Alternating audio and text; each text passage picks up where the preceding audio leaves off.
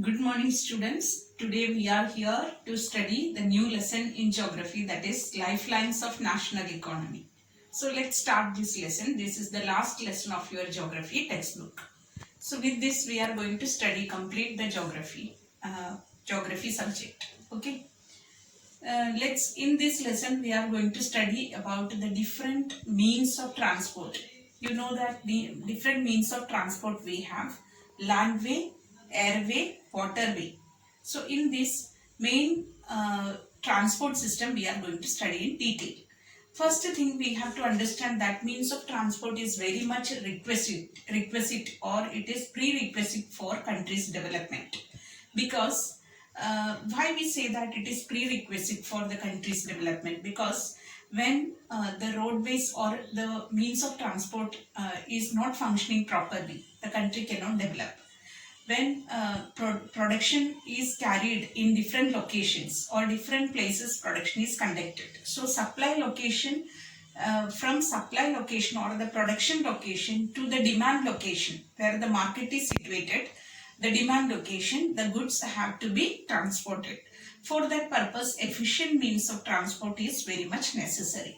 So we have international trade, we have internal trade. For this smooth functioning of international trade and internal trade, means of transport is very much needed. That is why we can say that it is prerequisite for country's development. Next thing we can study that means of transport,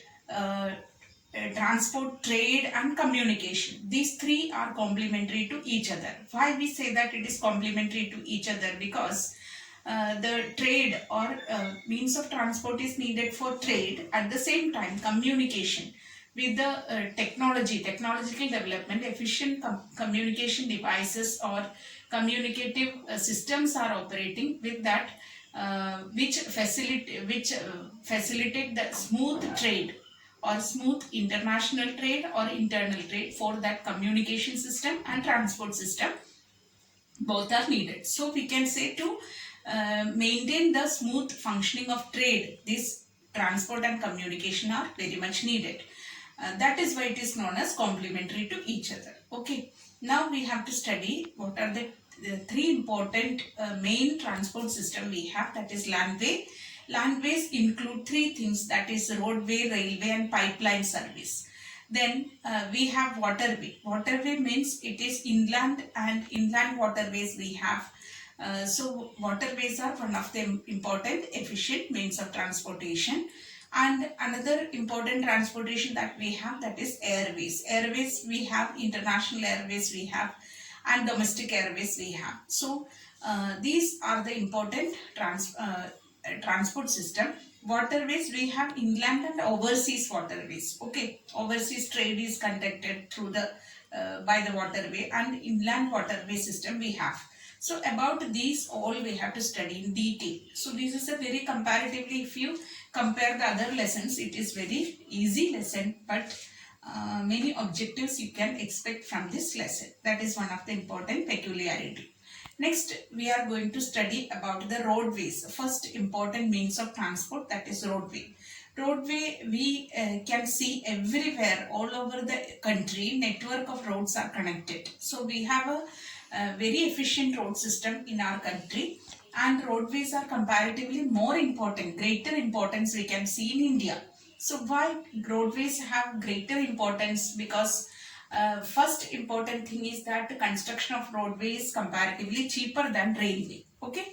Second thing is that roadways can be constructed any type of topography or any type of terrain. It can be constructed any type of terrain, in the sense whether it is not necessary that the terrain or the topography is plain, but it can be constructed any such areas. So third thing, that it can be constructed even the highest gradients of steep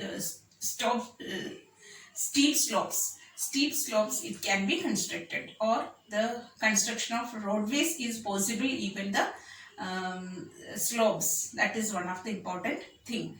Then next important factor we can say, or next important point we can say, that roadways are very much easier for moving less number of passengers and a few amount of goods, or few amount of goods can be transported by roadway, and a less number of people can be transported. So this is another important advantage of roadway. And the next thing, that roadways are very economical for the country, because roadways connect from different place or different location, it connect. And roadways are very much important because it gives the it is a feeder for airways, then waterways, and also for railway. From railway station to the different places it can be used, roadways can be used. And airways it can be connected. So it is a feeder for other modes of transportation, or the other means of transportation. And last important point we can say, that is roadways gives door-to-door service. Okay, roadways we can if we depend on roadways, we can get the door-to-door service. So these are the important things which make the roadway system more important, or more important than the railway. Now let's study different type of roads in India. First important road system in India, that is Golden Quadrilateral Superhighways. Golden Quadrilateral Superhighways, it connects four important metropolitan cities: Chennai, Mumbai, Kolkata, and Delhi. So these four important cities, or the four important metropolitan cities, are connected by Golden Quadrilateral. And Golden Quadrilateral construction and maintenance is done by NHAI. NHAI means National Highway Authority of India. So NHAI maintain and construct the Golden Quadrilateral. Another thing, that two other important road system that we have, it is also a part of the Golden Quadrilateral, which include North-South corridor and East-West corridor. What is North-South corridor? North-South corridor means roadways which connect extreme north Srinagar to Kanyakumari, and East-West means Silchar to Porbandar. Silchar to Porbandar, it connect road system. These two corridors are a part of the Golden Quadrilateral.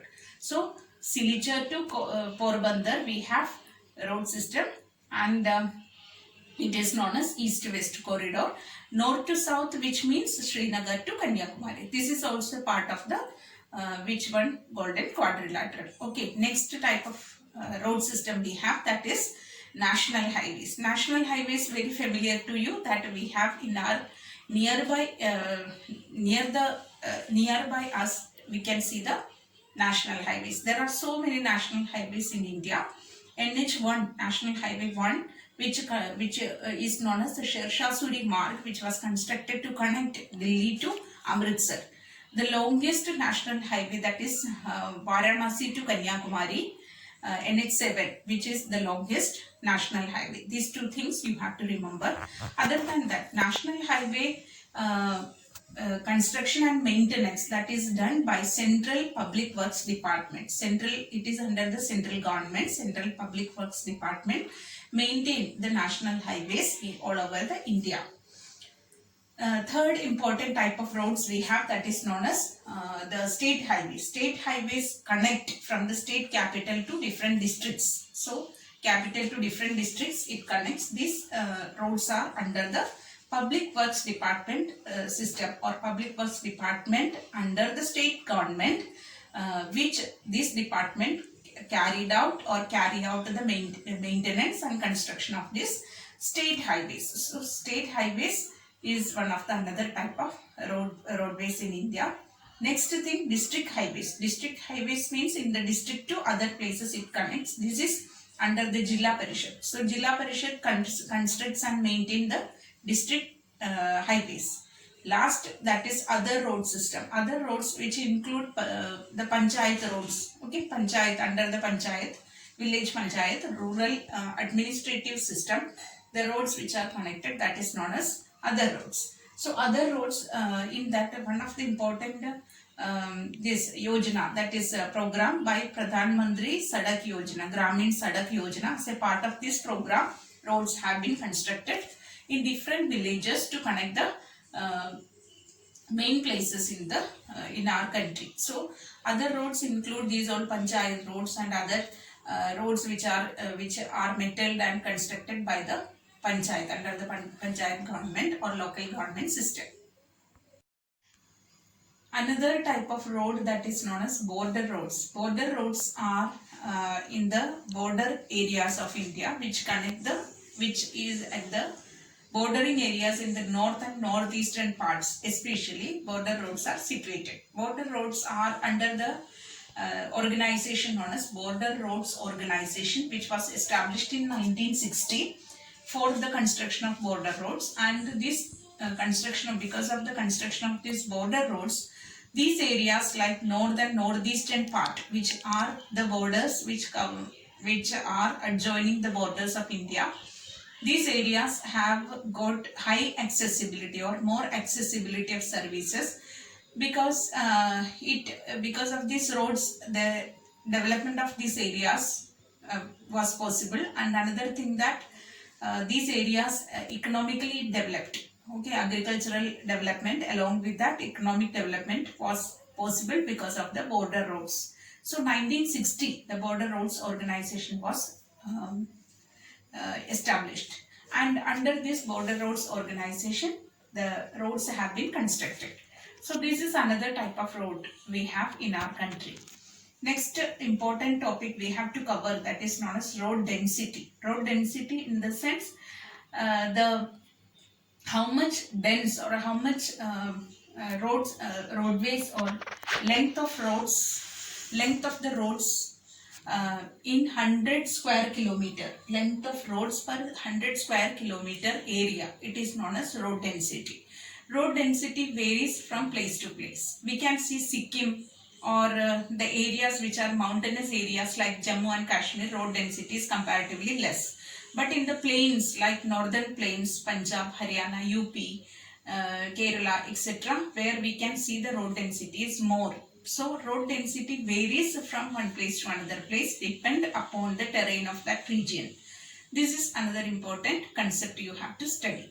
Next thing, that road transportation, though we have an efficient road transportation in India, it faces lot of problems. So road transportation in India faces lot of problems. What are those problems? Let's discuss. First thing, that roadways are inadequate. Okay, even though we have lot of national highways or road system we have, it is inadequate if we take the volume of transport and passengers. That is one thing. Second thing, we can say that the bridges and the culverts are narrow. So that is another thing. National highways are inadequate. Another important thing, that national highways are inadequate. Next thing, that during the monsoon season or rainy season, many road systems which fail, or the roads transportation limits when there is during the rainy season. That is another thing. These are the important thing. And highly congested roadways are very highly congested in the cities. We know that very congested traffic block we can see in Mumbai, Delhi, Bangalore, etc. Congested system we can see. That is another important problem that road transportation faces. Okay, next we have to study about the railways. Railways, we can see it is one of the very important means of transport for goods and passengers. Large volume of goods and large number of passengers can be used or can depend upon railways. So railways is one of the important means of transportation in India. Railway system in India, which started in 1853, which connected Thane to Mumbai. The first train started from Thane to Mumbai. It was during the British period. So British had introduced railway in India. And next thing that we can study, distribution. Even though we have a large network of railway in our country, distribution pattern of railway system in India is depending upon, it depend upon physiographic, administrative and economic factors. These physiographic, economic and administrative factors which are one of the important thing which work for the railway system in India. Main thing that we can see, northern plains, which are plain land, railway construction can be easily possible. And another thing that northern plains density of population is high and agricultural productivity is more.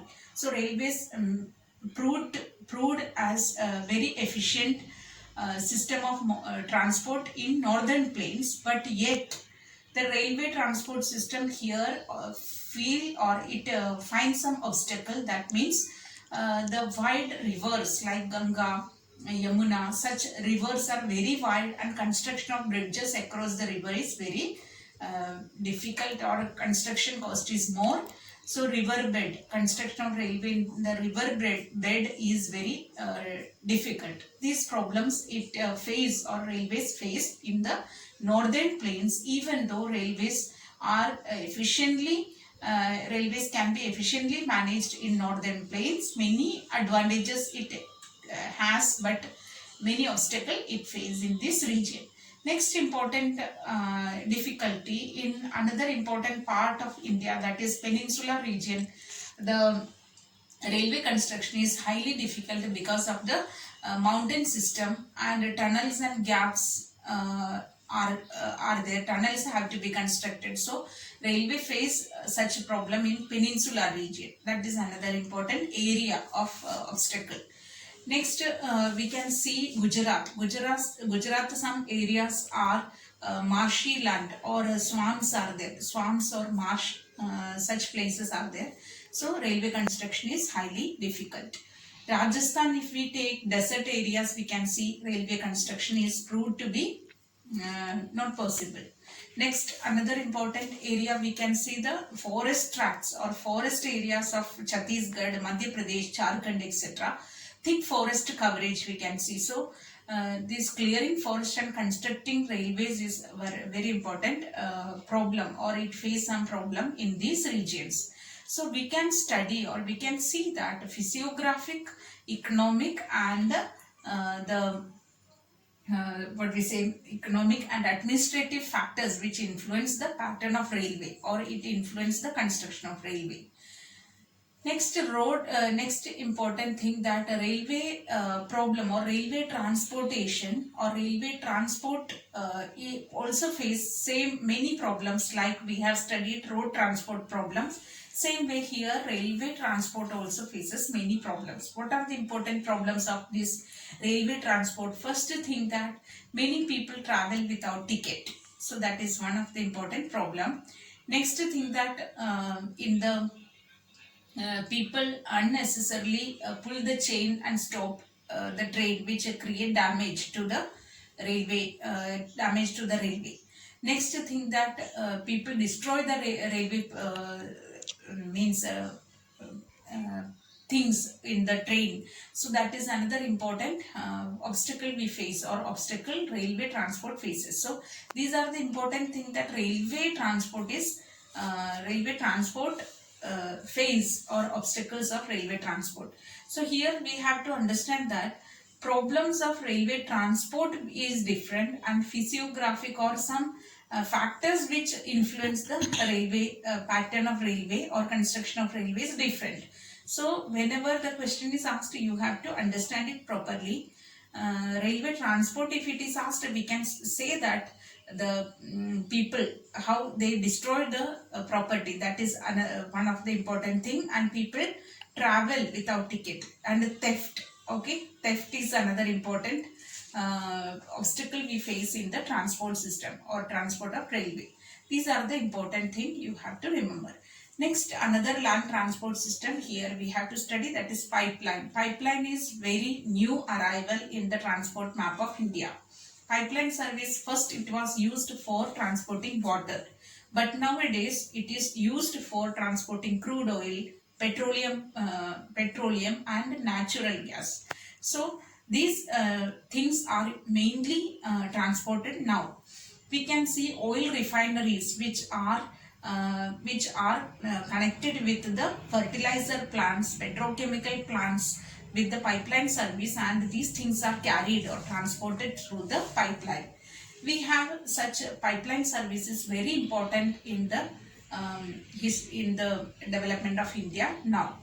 We have mainly pipeline service, mainly we have three pipeline service. First pipeline route is Upper Assam to Kanpur. So that is first important, Upper Assam to Kanpur. Second is Salaya in Gujarat to Jalandhar.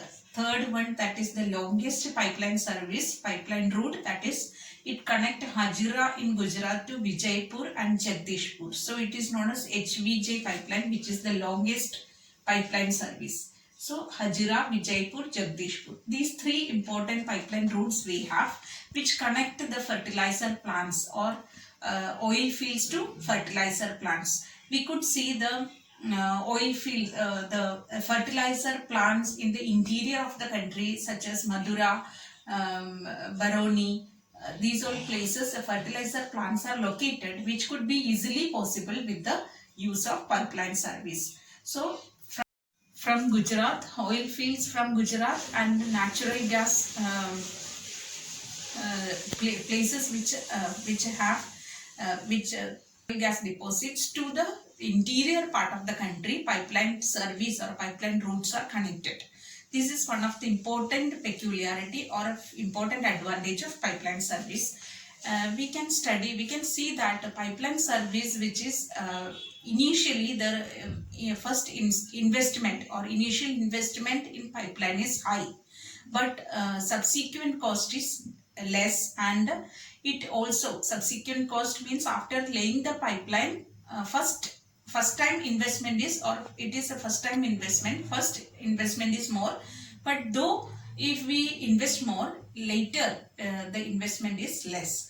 And another important merit of this pipeline service is that it rules out many problem, or it minimize many problem like transshipment losses and delay in reaching the product from the supply location to demand location, or from the place to the demand location, it is less. So delay in transport is less, and also it rules out the problem, that is it reduces the transshipment losses. These are the important thing that we have as one of the important merit of pipeline service. So pipeline service is very important service system or very important means of transport in the transport service of India today.